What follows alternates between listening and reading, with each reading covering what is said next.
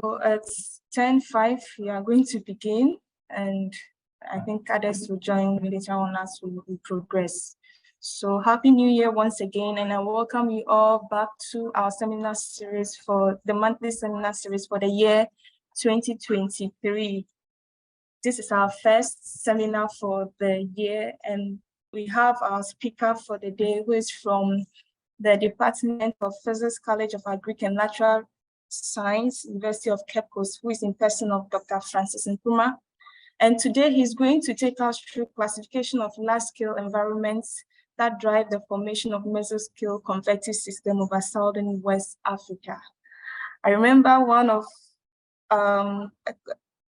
the users or stakeholders was like, the title is really long and so technical.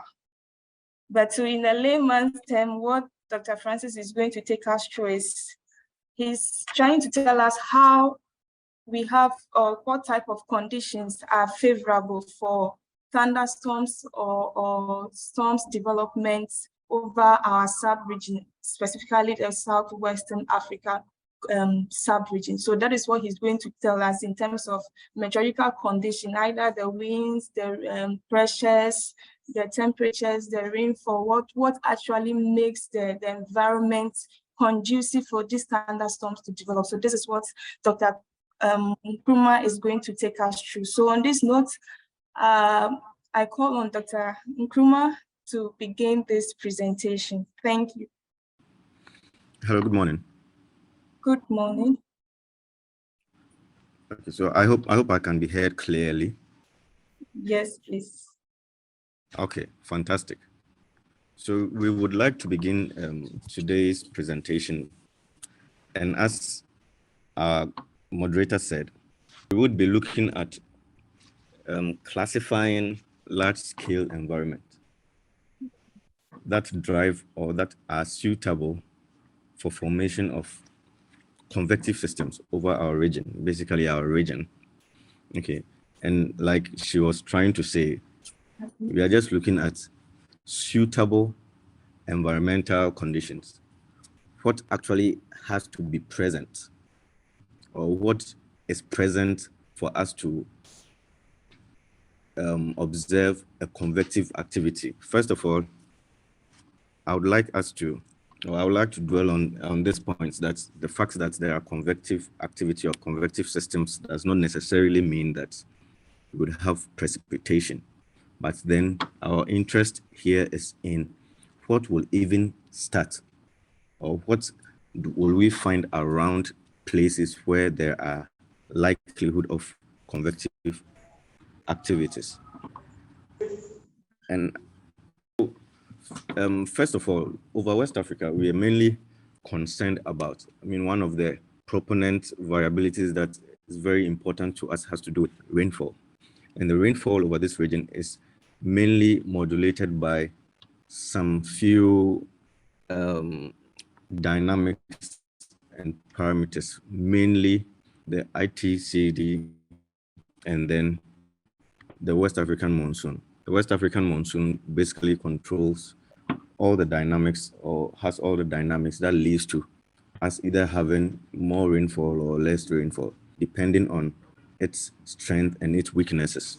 And from the slides, we can see the West African monsoon is basically a reversal of winds over the region, and mainly it is over the tropical region.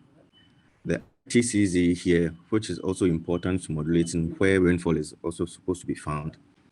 In the beginning of the year, it is found somewhere over the ocean, and then it moves into the land gradually as the year progresses. And by July, we find it mostly over a whole lot of part of the southern West Africa.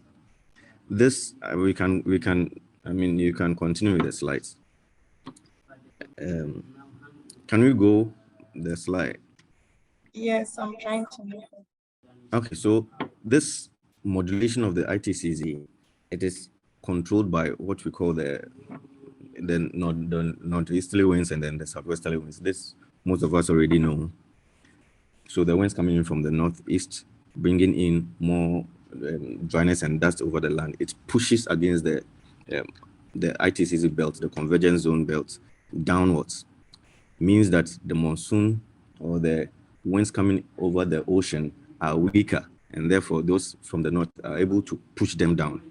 But in the course of the year, when the wind reverses, when the winds over the ocean gains speed or gain strength, they tend to push against this harmattan wind or the dry winds that are coming from the north overland. So this brings the region of conversion over or inland of southern West Africa. This inland, we can continue.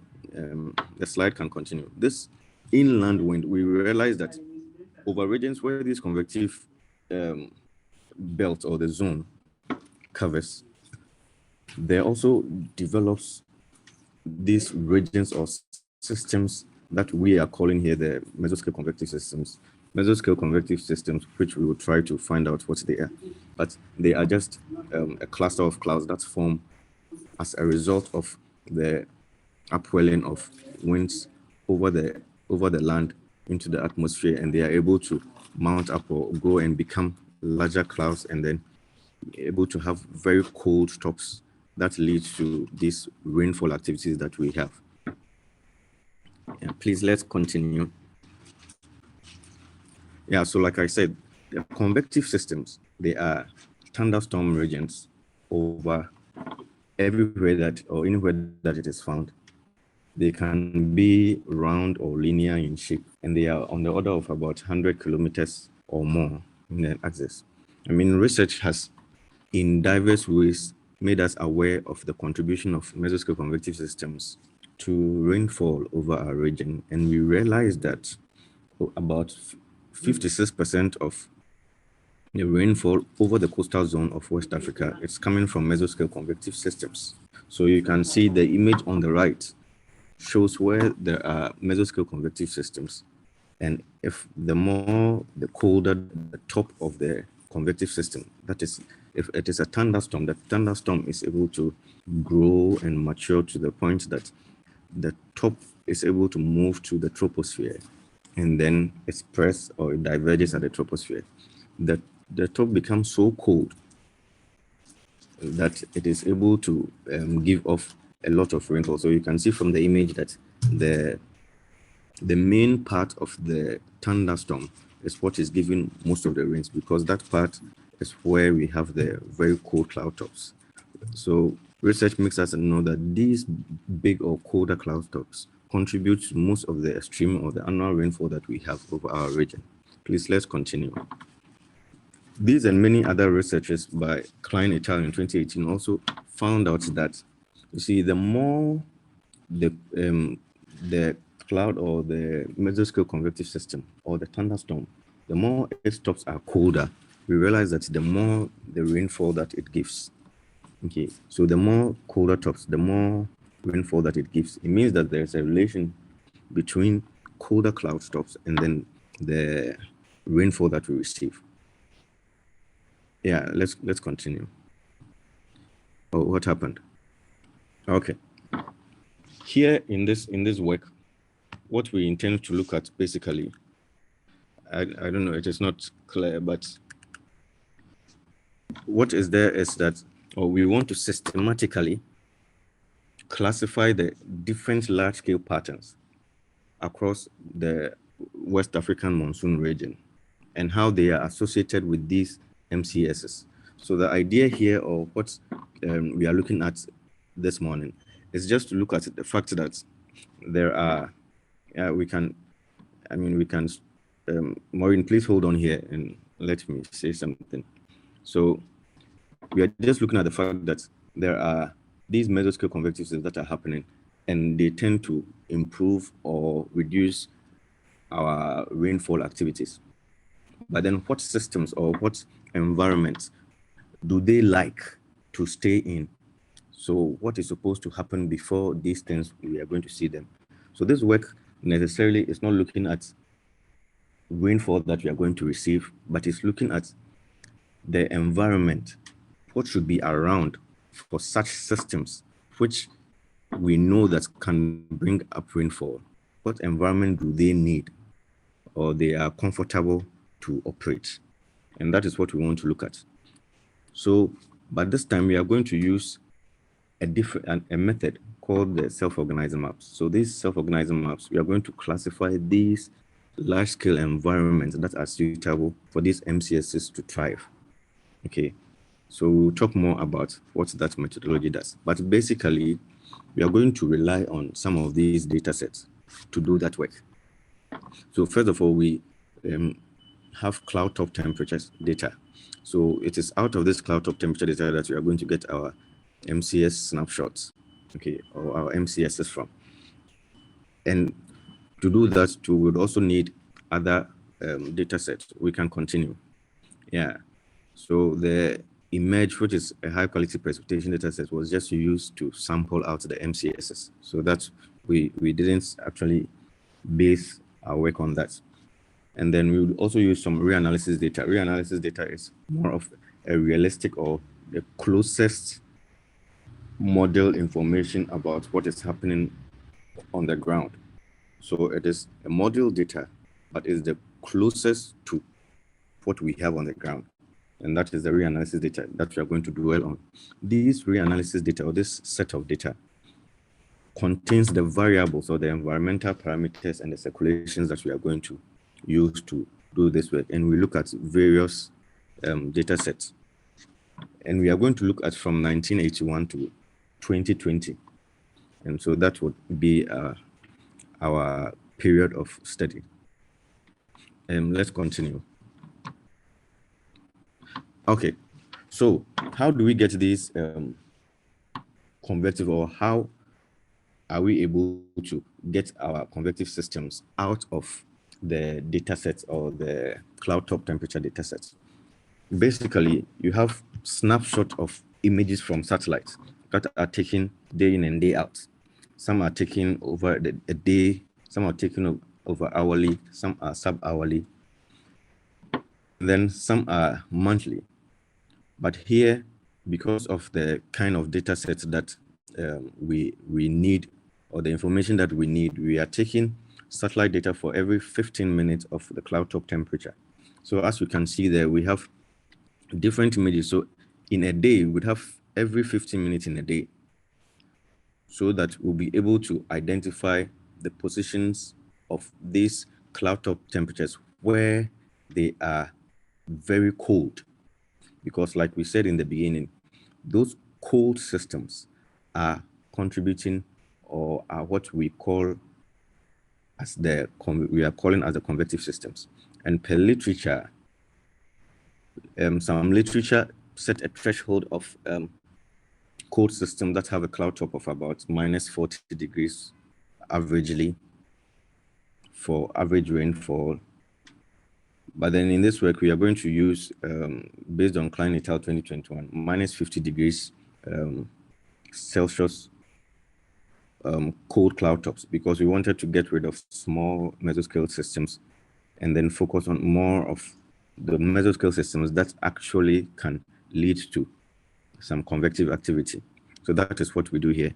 So per methodology, we sample, or we mask out all these regions where we have temperatures of minus 50 degrees cloud tops.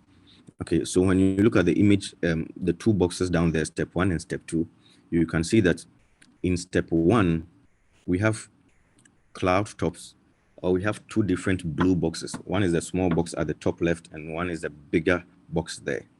So these two boxes, per our definition or per our classification, they all have minus 50 degrees Celsius of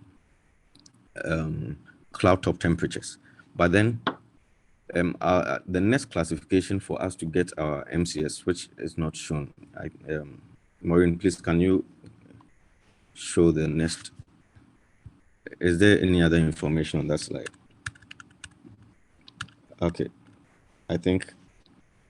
okay, so I think it's not shown there, but then, so the idea is that for us to settle on the mesoscale convective system, then we need a cloud top temperature threshold of minus 50 degrees, and also an area threshold of 5,000 kilometers squared.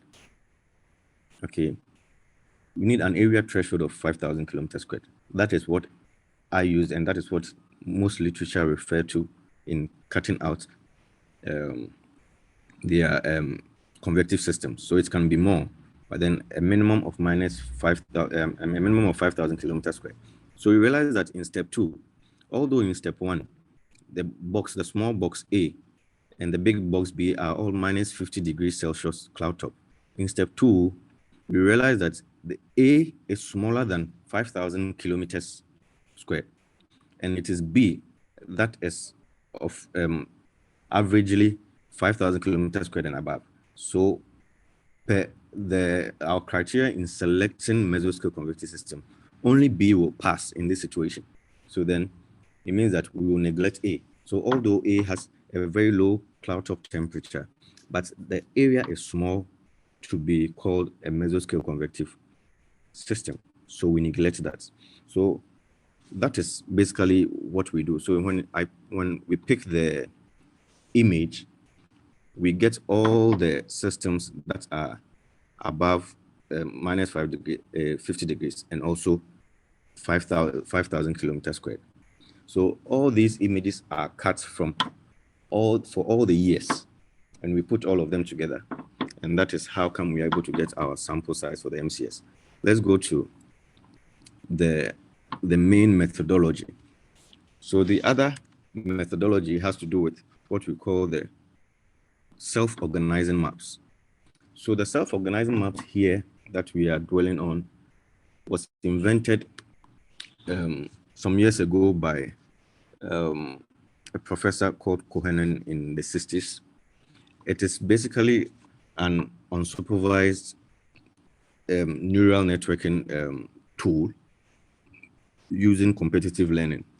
Okay, so this mechanism is able to help in visualizing complex relationship between multidimensional data sets. So we are going to use this method also to cluster and reduce the dimension of our multidimensional data set. So we are going to put it in a two-dimensional data set so that we'll be able to filter out the necessary and then the important variations that are contributing more to our rainfall. So how do we use this SOM? It's a whole process which will be very difficult to look at this time. But then because of some scientists here and then general people here, I'll just hit small on the science part and then move on because it might not be of interest to most of some of us here. Okay, so the SOM is basically taking the input, that is the information that we are feeding it, and then it is able to pick a reference point where a mean reference point where it is expecting that the other variables or the other points in the data set will match up to. So then it sets a point where it tries to draw similar variables or similar data sets that are presenting similar information to itself. So at the end of the day, you are able to group like behaviors to one side from the other. So in terms of, let's say, if you are supposed to pick rainfall, and let's say it is looking at dryness and wetness, it will be able to align all very wet situations together because they are behaving similarly, and all dry situations together because they are behaving similarly. So it helps you to cluster similar behaviors together. And basically that is what the SOM is doing. I don't want us to dwell more on the SOM. The scientists, we can have time and then later on to go into how the SOM works. So this is an example of the SOM. So at the end of inputting your data, so if it is, for example, rainfall that you want to cluster or SOM to see the variations that are in all the different synoptic types that are in the data sets, it is able to group the wet events or the similar nature to one side and the dry nature to one side. So at the end of the day, this is an example of a 5x7 zone. That is, you are expecting a 35 image zone of sea level pressure for 1 month. So in this, you realize that in each zone, whatever information you have there is trying to tell you that all the events in that box or that node behave likewise. The next box also tells you that the events in that box behave likewise. So the interesting thing about the zone is that each box is corresponding to a day in the year or over the whole period. So you are able to know the days that are behaving like that in the first box. You are able to know the days that are behaving as such in the second box. So with that idea, you are able to also find out, okay, so on those same days, in the other variables, how were they behaving? Okay, so it helps you to be able to understand the behavior of each day and the variables that are surrounding it and how they are behaving. And I settled on the SOM mainly because we have other clustering methods, EOFs, and other methods, k-means and all those things. But the strength of the SOM has to do with being able to deal with continuous data like the weather information. Okay, it is able to pick out the variations clearly without affecting the topography and the topology of the data set itself. And that is one strength that I'd advise that maybe most of us can try to help us understand how each day is behaving and what is creating or bringing about that. Yeah, we can go on. Okay, so let's get into the information itself. And I think that is what is important. So this work, actually, I use the geopotential height to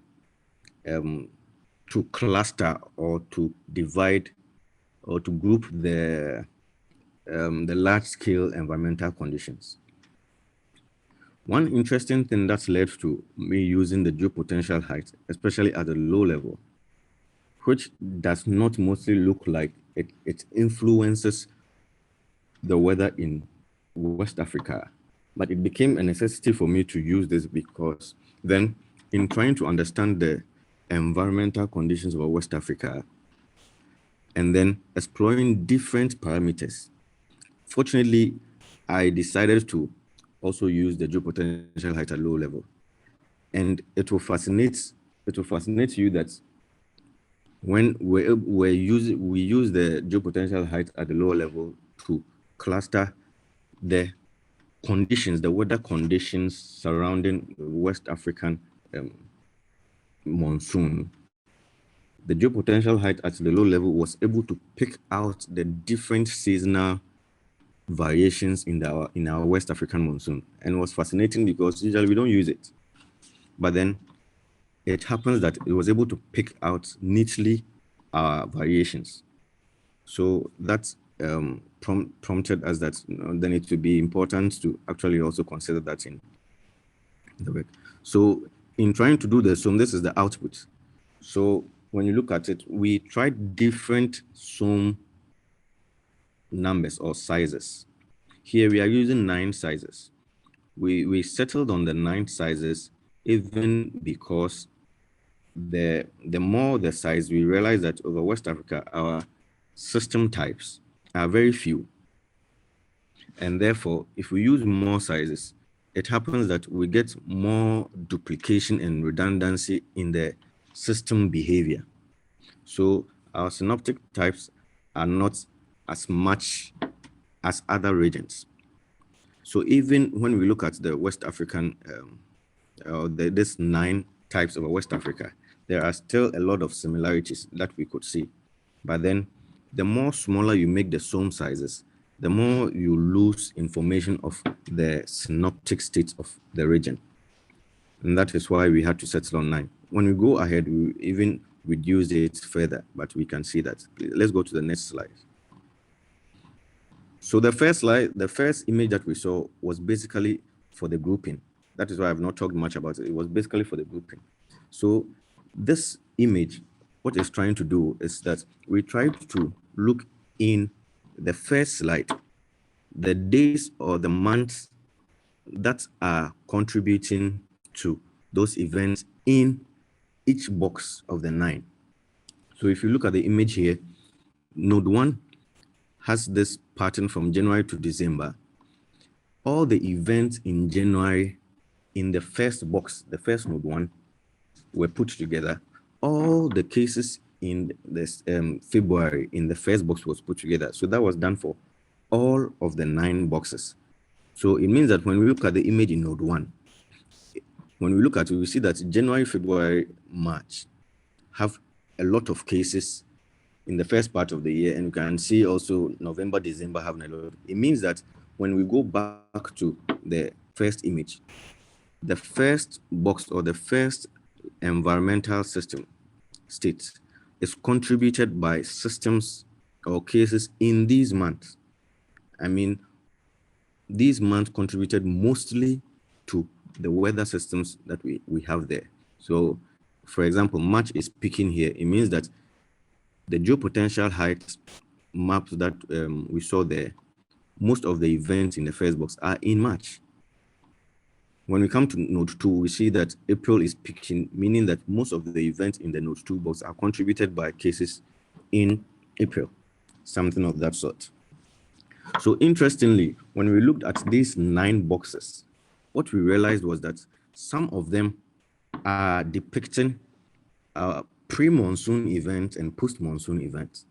And some of them are depicting the monsoon season itself. And that was the interesting outcome that we saw, that at the surface of geopotential height, although at the equator, the geostrophicity is almost vanished, but we're able to still pick signals in terms of troughs and high troughs and then ridges over the region, which were able to map out what we were having in terms of our convective activity. So it was fantastic. Then, now looking at these 9 boxes, we realize that for example, node 1, node 4, and node 7 are similar because they are all showing that the events in January, February, March, November, December are those contributing. And if you look at node 6 and node 9, they are similar. Okay, so on that basics, we realize that it means that node 1, node 4, node 7 might have the same behavior, just like node 6 and node 9. If you look at node 2 and 3, the node 2 is more of our pre-monsoon season, and node 3 is pre-monsoon, but it's able to pick out some of the monsoon seasons. So there were variabilities in that way. So what we decided to do is that then, since 1, 4, 7 have the same or similar traits, let's put them together because they'll give us similar traits. And since 6 and 9 have the same or similar traits, let's put them together. In doing that, we were able to arrive at distinct 6 synoptic states over West Africa, prompting that these 6 synoptic states might be, it is not, but it might be the different systems that we have, or the different diversities in the nature of environments that we have over West Africa and mainly South and West Africa rainfall. Please, let's go on. Putting them into 6, this is what we came up with. And you can realize that the node 1 is representative of the pre and post monsoon, which is mainly our dry season. And then our node 2, node 3 are pre-monsoon, and you can see that the post-monsoon in the node 2 is very low. It means that whatever is in the node 2 is mainly contributed by pre-monsoon activities. So if we use geopotential height, it means that geopotential height is higher in the pre-monsoon over that region. Node 3 is also pre-monsoon with some features of the monsoon. Node 4, node 5, and node 6 is clearly the monsoon season, or it's related to the monsoon conditions. This is what we settled on to understand the various environments over the West African region. Yeah, let's continue. Okay, so what we did was first, I didn't mention. So to look at or to trying to understand the conditions surrounding or leading to or likely to be around a mesoscale convective system, we decided that since mesoscale convective system, its diurnal behavior, it's peaking around the evenings with a peak of around 1800 UTC, we decided to use systems or environmental conditions in the afternoon. We chose the afternoon because we didn't want any influence of convective activity on the environment. Because if it will compromise our environment if we pick a time that the convective activity has already started. So then we have to pick a time that we have will set off the event rather than when the event has already started. So all these daily environmental states that we picked were picked from 12 o'clock in the afternoon as we look to the system in the evening. Okay. So first of all, we decided that, please let's go back. So we looked at specific humidity over the region. And this specific humidity that we are analyzing, they are composites of the events that happened on days in each node. Okay, so the days in each node, we picked specific humidity corresponding to those days to know exactly what happened on those days in each node and present here the mean state of those days in each node. And we can see here clearly how specific humidity behaves over the West African region. In the node 1, where it depicts the dry conditions over West Africa, you can see that most of the West African region have very low specific humidity. I mean, the humidity or the moisture over the land is very low. Moisture is high at the coast of the West African region, which is mainly even induced by the moisture that is coming from the south into the land. And you can see where the reversal of the wind is, where mostly over the Sahel region, the winds are easterly at the surface, but then tend to be southerly. So there's a break in there where it changes the direction, or where the wind direction changes. As the year goes by, as we move from the dry season, you realize that this humidity or the humid conditions are moving inland. So it gives us an idea of, so during the pre-monsoon season, mainly March, April, May, how is convective or how is moisture moving into the land? And we realize that moisture moves inland, mainly starting from even the dry season, but then it is very low, or it stays at the coast in the dry season. Probably that might also lead to some spot on individual convective activities happening in the dry season, but mainly as we move to the pre-monsoon season, where winds from the south become stronger and move inland, it pushes this moisture further inland. Therefore, you realize that it is corresponding with the behavior of the ITCZ over the West African region, where as the moisture moves inland, the more it is likely that we expect more convective activity over the region. So here we are just showing the behavior of the specific humidity in the mean states. Now we are not looking at convective systems. We are looking at the mean state of the environment around West Africa in terms of specific humidity.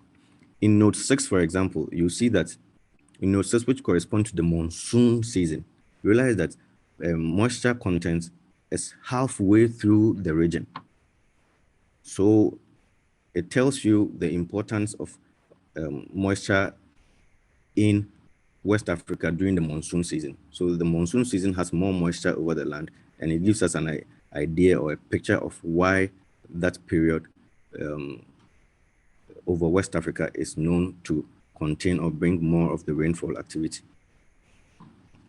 Yeah, so now we can go on. So this is one view of a system or a mean condition. Now, what we decided to do is that, okay, so now from our Mesoscale convective system that we selected or were able to get from our methodology, let's see in each month, mainly focusing on the rainfall period. So we looked at March to November. How many MCSs do we get in each day? Okay, so we looked at in the evenings, how many MCSs do we get in each day? And its monthly distribution.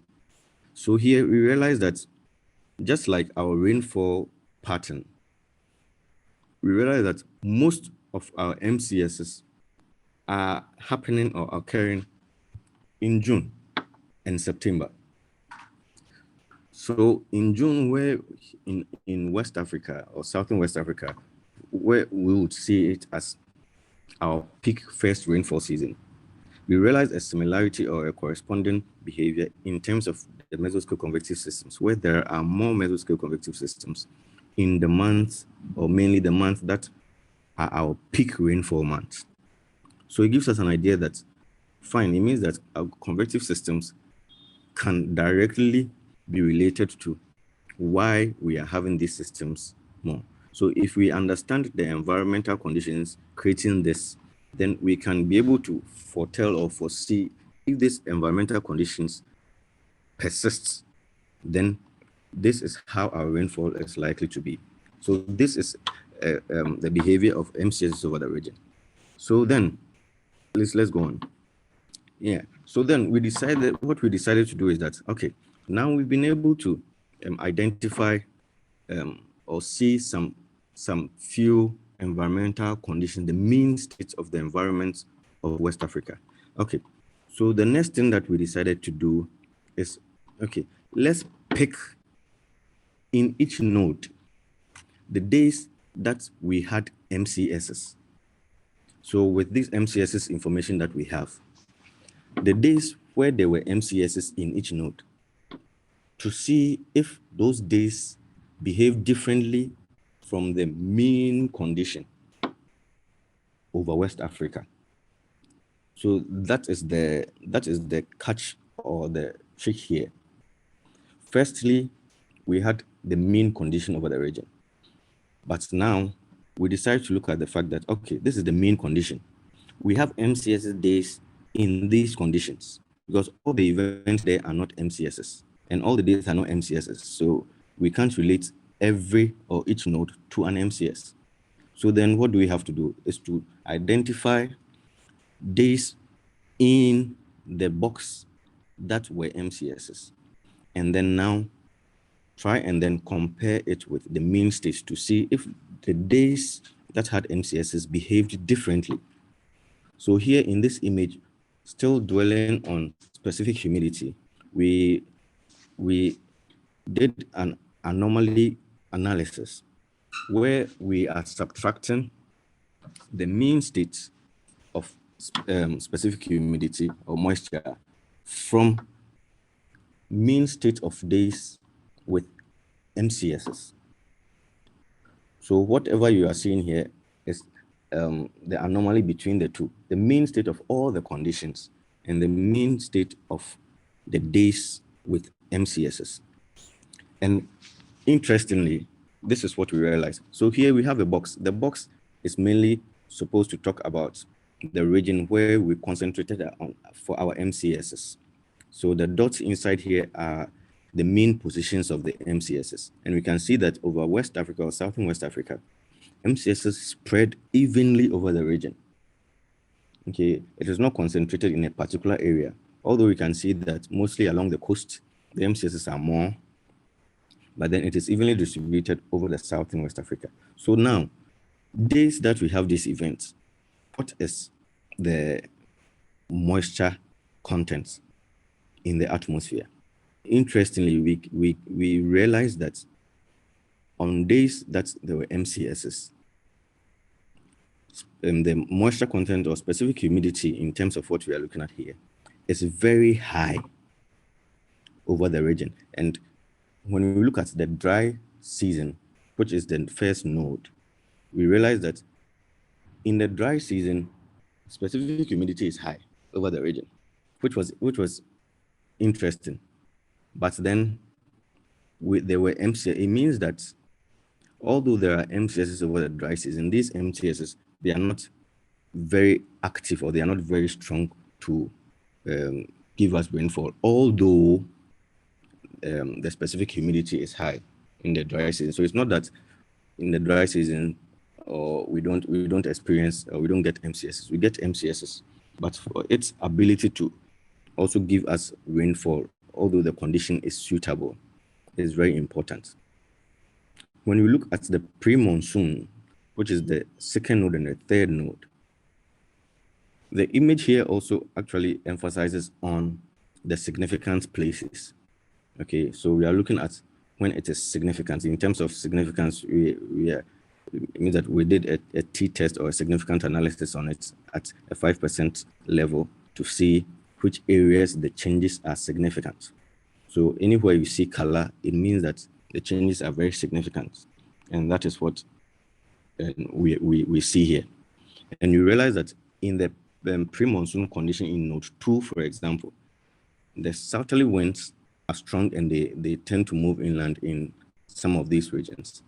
You realize that over the southern West Africa, moisture tends to be higher, but then just at the coast, which the image or the picture itself is white on the background, tells us that in pre-monsoon, moisture is needed for regions where convective activities are found, but it is not far different from the mean conditions. That is, on a day or a fairly even day, whether there's mesoscale or there's no mesoscale, the moisture in the atmosphere over the very coast of West Africa is not far different from when there are MCSs. But then it happens that moisture tends to mount up just on the northern part of the southern West Africa. So is the question, is it that this moisture that is moving outside the region of southern West Africa, is it what is bringing the pre-monsoonal rainfall in our first rainfall season? That is a question for us to answer, because here the interest is not mainly for us to get rainfall, but for us to know why these mesoscale activities exist. When we go to, for example, node 5, which is a post-monsoonal system, interestingly, we realize that MCSs tend to be formed after the monsoon season, but then it is capped by a strong moisture belt over the northern part of West Africa. It means that in the coast where the systems are formed, we expect, or it is expected, that we would find a strong moisture content above the southern West Africa. And that is what is happening on an MCS day. So it means that on a non-MCS day, this pattern or this behavior of moisture belt does not sit above this region. So these are specific features or stands out of what happens on MCS day. And in the monsoon season itself, something different is observed. In the monsoon season, the mean conditions of West Africa tends to have more moisture over the Sahel belt than the MCS-day itself. But then when you look over the southern West Africa, you realize that over southern West Africa, the mean conditions are almost the same as MCSs. So it means that moisture by itself over the monsoon season is not what is mainly contributing or attributing to our convective activities that we see. So moisture by itself contributes to a certain point, but then other fundamental variables or parameters also contribute to some of the convective activities that we see there. We can continue. Yeah, so we also looked at temperature. So the temperature at 925 hectopascal, to also see on days where we have mesoscale convective system and the mean behavior of temperature. And we realize that during days where we have MCSs, temperature tends to mount up or be high over the north of southern West Africa. And this happens during the dry season, the pre-monsoon season, and then the post-monsoon season. But the interesting thing is that in the monsoon season itself, MCSs tend to produce more, higher temperatures over the West African or the Southern West Africa region, which is something interesting that we also have to see. Please, let's continue because of time. Okay, here we decided to look at the shear. So the shear here, the vertical wind shear here, is just to look at the difference between the wind direction in the lower pressure level to the mid pressure level, 925 and then 650 hectopascals. And the wind shear, the more wind shear is a parameter that helps or is suitable for the formation of MCSs. So it becomes necessary for us to observe what or how wind shear behaves with the region. Yeah, and looking at wind shear, we observed that there's a widespread increase of wind shear anomaly over West Africa, the whole of West Africa. And we can see that in the dry season and the post-monsoon season, the widespread of wind shear over the region. And this wind shear that we see here, they tend to be stronger mainly during the dry season. Okay, and then also in the minor season, which is our post-monsoon season. But beside that, we can also see that in line with whatever we identified with previous research, that tells us that there is the need for more shear for MCSs. We realized from our post-monsoon behavior that is the node 4 and 5, that we still experience significant increase in wind shear in southern West Africa during the minor season. So it means that when we look at the major season, node 2 and 3, wind shear is stronger on MCS days. And also in the minor season, wind shear is stronger on MCS days. So it tells us or gives us an information that on MCS days or events in days or seasons where we expect more convective activities, wind shear tends to be a constant parameter that is of interest to West or Southern West African convective system that we shouldn't lose fact on. We mostly look at the influence of wind shear in the first rainfall season or the major rainfall season, but it turns out that wind shear is also very important in the minor rainfall season, and this is something that we should look at. It happens in the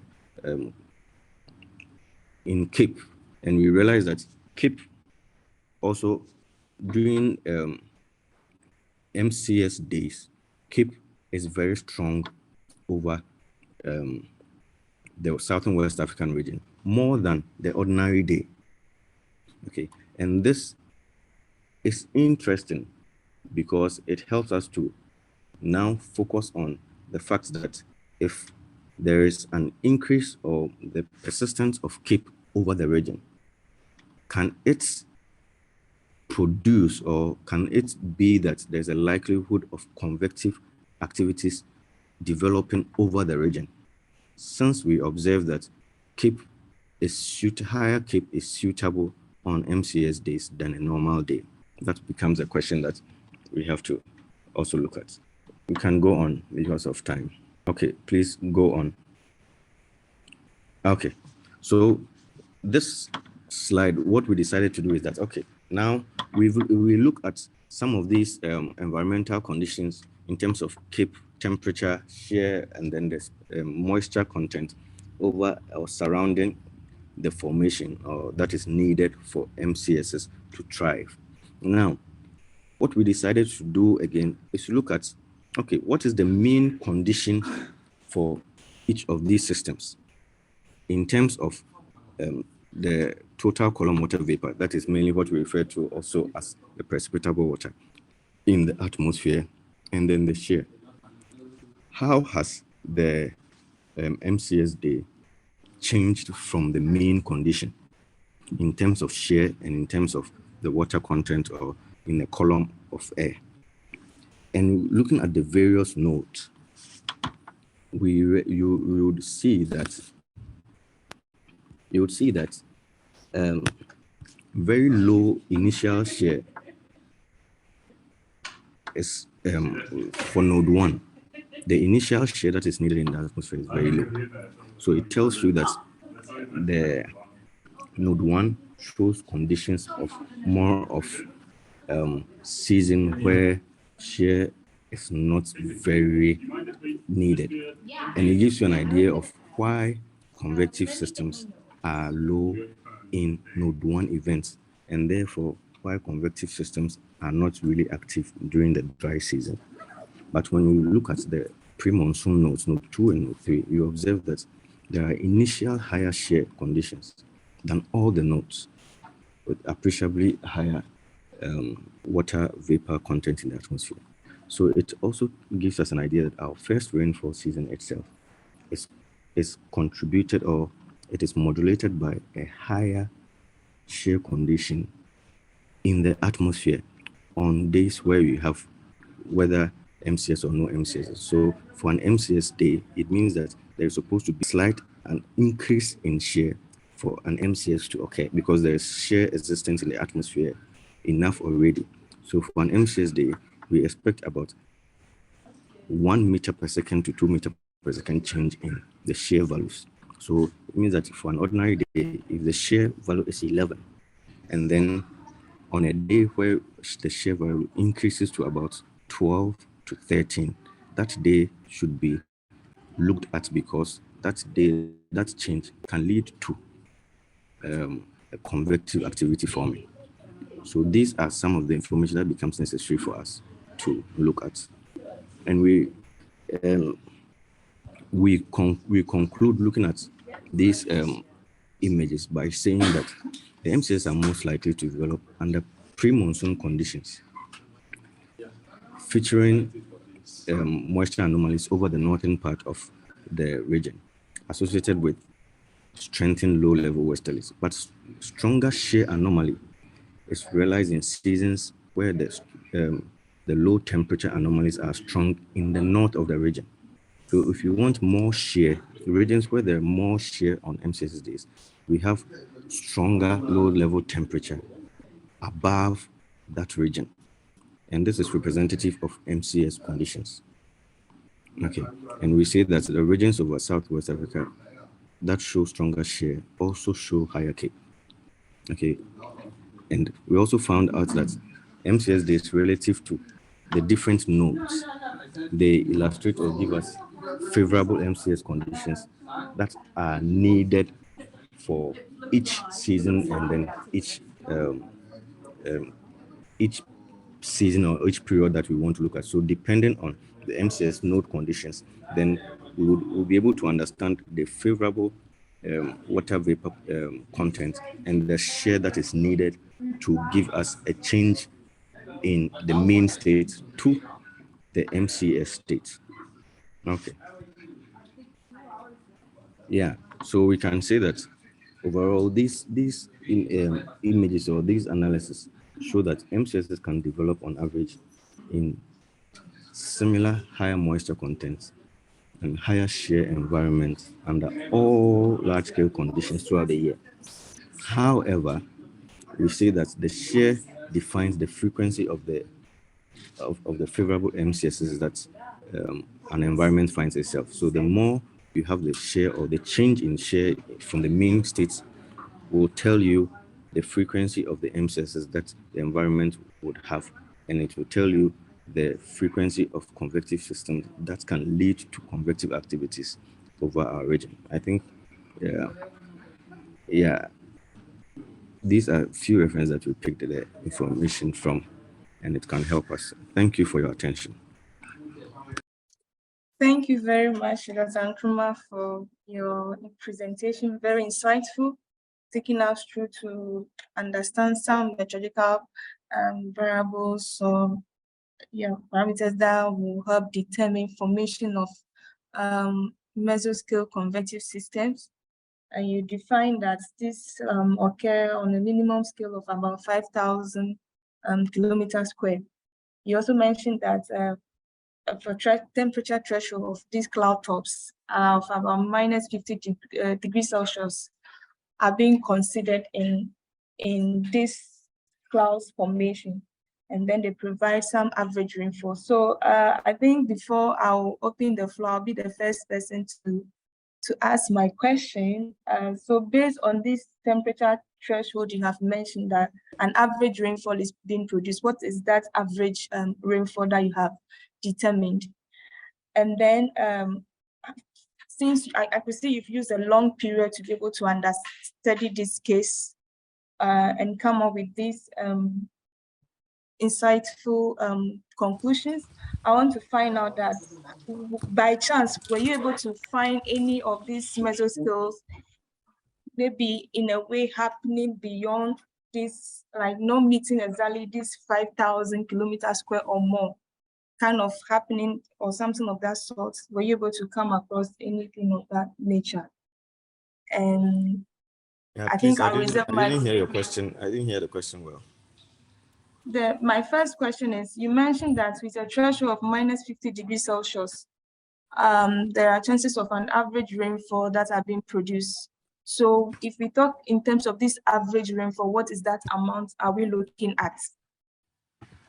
And then secondly, you mentioned that these mesoscales, they thrive on like what we consider a domain size or an area of about 5,000 kilometers square or more. So per chance, I could see you've used a long historical data. Well, have you come across, like, per chance, these mesoscales happening, maybe something close to this 5,000 kilometers, but not necessarily at that scale? Okay, so thank you. If I understood your question clearly, the first one had to do with the first one had to do with the temperatures or the rainfall that it produces. Okay, so like I mentioned in the beginning, the fact that there is a convective system does not necessarily mean that it would give off rain. So the environment is suitable for precipitation, but then it does not necessarily mean that it would give off precipitation. So what we decided to do, or what we did in this work in selecting and we focus much more on mesoscale or convective systems that actually give off precipitation, so that we can, in our results, we can analyze it based on precipitation conditions. So what we did was that you can see that in the data set that I put there, I put the high quality precipitation data set of image in there.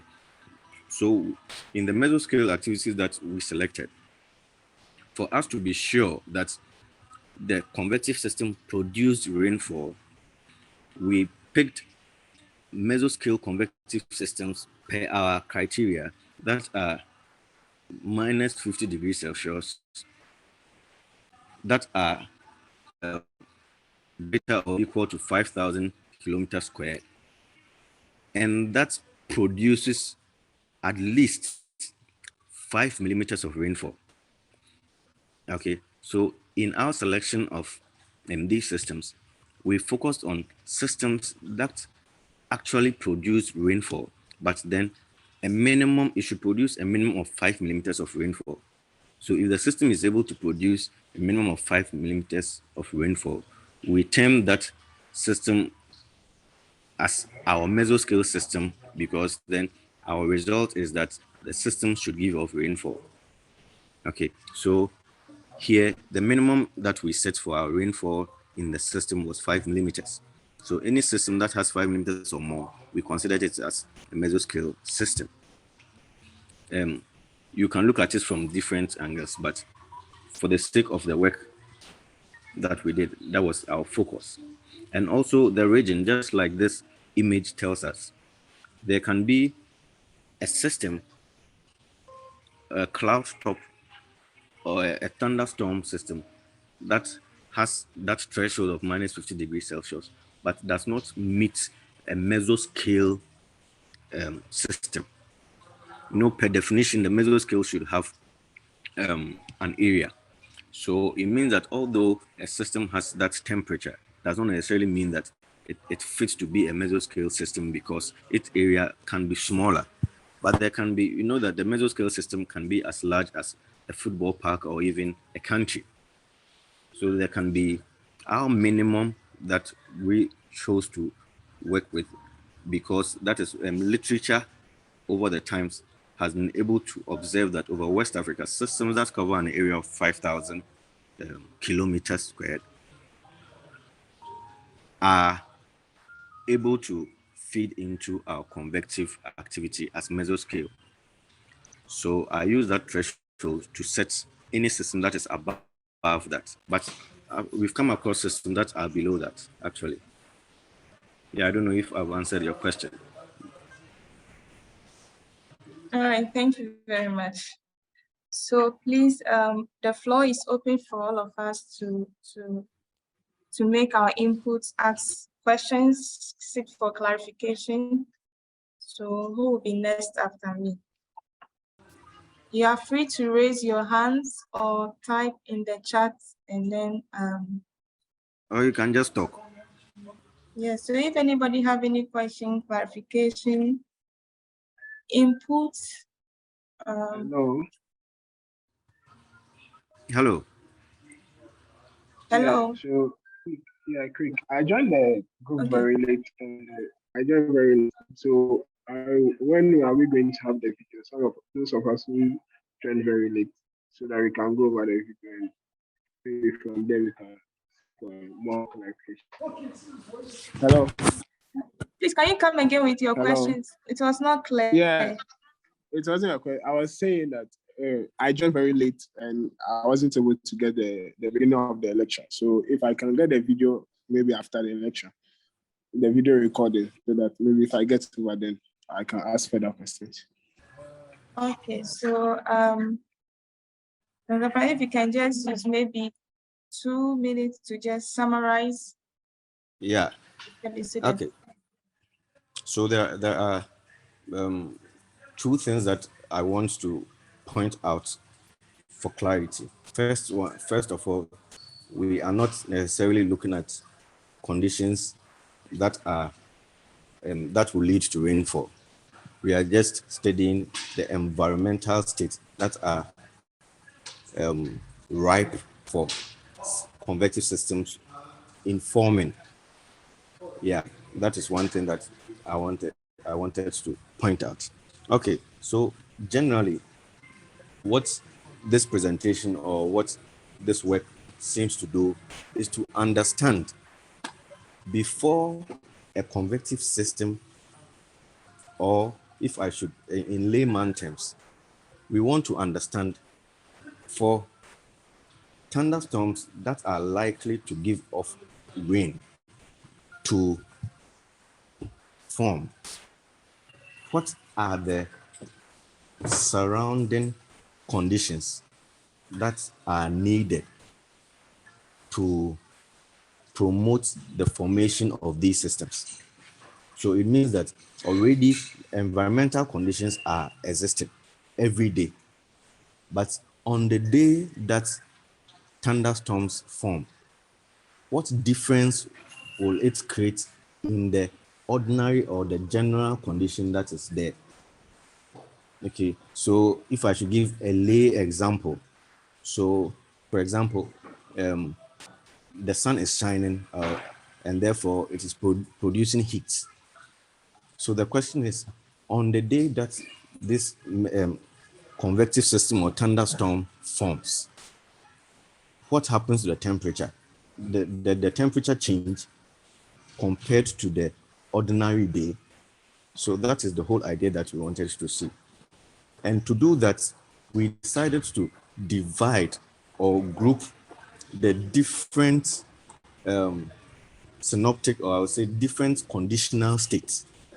That is, we look at during the dry season, the ordinary state of the dry season day, the ordinary state of a pre-monsoon day, or let's say the first rainfall season of South and West Africa, the ordinary day of the second rainfall season of West Africa. So we put them into groups and we decided to observe. So on the days that there were convective systems, did those conditions change in the dry season? Did those conditions change in the rainfall, the two rainfall seasons? And the results of this work showed that in terms of some of the variables that are very important in the formation of thunderstorms, for example, what we refer to as the shear, we realized that on some of the ordinary days, these conditions already persist. But then on MCS days, the days where thunderstorms form, these conditions change.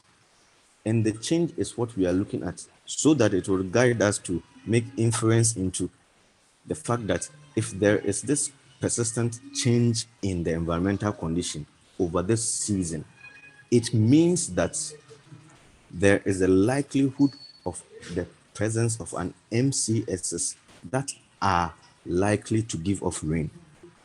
So with that knowledge, or with that background, as scientists, as meteorologists, as the forecaster, or as the ordinary person, with that background, you get to know that a persistent change in a particular environmental state can change the synoptic state of the whole area, such that if the shear, for example, increases about 2 meters per second over a region, it means that there's a likelihood of a convective system that can produce rain.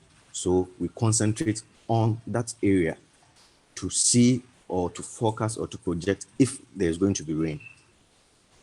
If the temperatures above the region that's South West Africa, the temperatures above it becomes warmer persistently than usual, then it means that there is a likelihood that convective system will form just below the belt of high temperature over the region.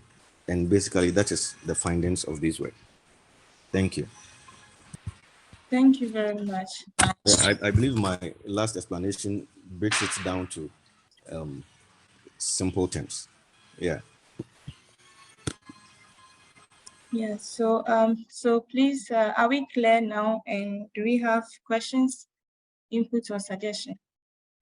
So I want to find out why is it that you did not look at the pressure system also in assessing this characteristics? If you say pressure system, The pressure conditions of as part of the synoptic conditions you were looking at. Why did this case did not look at also how pressures behave in terms of this mesoscales or thunderstorms, or this complex thunderstorm moving over the region? okay, so we didn't mainly add that. It could have been an added value to it, but then we realized that in trying to understand the geopotential height over the region, it gives us a perspective into the pressure behaviors over the region. So it gives us an idea over the region how the troughs are moving as the season moves and as a mesoscale develops. So then we didn't find it's the need to do both, because we might have similar output from that. Maybe not, but then that was why we mainly didn't do that, because we felt that the geopotential height gave us an idea of where the pressure lows are sitting and the pressure heights are going to be sitting as mesoscales develop. That is why. Okay, so also in the presentation, let me ask you, for example, you've given us a kind of a threshold indicating for the cloud top temperature has been identified. So let's say for anybody or a forecaster meteorologist or anybody in the space of providing climate information who want to, based on this knowledge, how or what things should they consider, knowing that, okay, per this mesoscale, yes, condition will change maybe depending on whatever is persisting at that time, but averagely with what we have seen per this climatologist, what can you tell that, like, looking at these categories of based on the synoptic condition, meteorological conditions that you have mentioned? Okay. So which of them will determine that this system is going to be vigorous? So the forecaster or the climate service provider should be able to inform accordingly, which will help the policymakers, those in charge of disaster management, to be able to take the necessary action to minimize impacts. Okay, thank you for the question. It's very impact based. Okay, so there are two things. Per literature, literature observed, I mean, I can give a whole lot of references to literature that observes that for understanding the behavior of mesoscale systems over West Africa, a minimum of minus 40 degrees Celsius of cloud tops are able to represent well the average annual rainfall distribution. So it means that if you're able to cut out systems of about 5,000 kilometers squared with cloud tops of 40 degrees Celsius over the region, and then you try to analyze its average over the whole period, averagely over the year, you would realize that the minus 40 degree Celsius cloud tops represent well average distribution of rainfall annually. But then literature also points out that if you want to analyze extreme rainfall, it means you have to go as high as minus 70 degrees Celsius of cloud top thunder systems. So it means that here, impact-based, we don't necessarily set one threshold to analyze all rainfall systems. But if you want to capture extreme events in terms of rainfall, we have to go as high as minus 70 degrees. I think it is captured in Taylor et al. 2017, that minus 70 degrees Celsius cloud top temperature are able to capture extreme events very well. But then minus 40 degrees Celsius is able to capture average rainfall very well. But then here we decided to use minus 50 degrees Celsius just because we wanted to leave out small systems that give off virtually no rain. Okay, so then there can be 1 millimeter of rain, 0.1 millimeter of rain, and all those things. But then because we wanted evidence of rain in the system, we decided to go a little high up where we can capture rainfall in that system. That is why we picked minus 50. So if I'm supposed to answer your question generally, then literature advises that minus 40 degrees Celsius is good in analyzing your average annual rainfall. But then minus 70 degrees Celsius, which are very thick clouds, are able to capture the extreme rainfall events. Thank you. Thank you very much. Please, do we have any other questions? We have about 8 minutes more to go.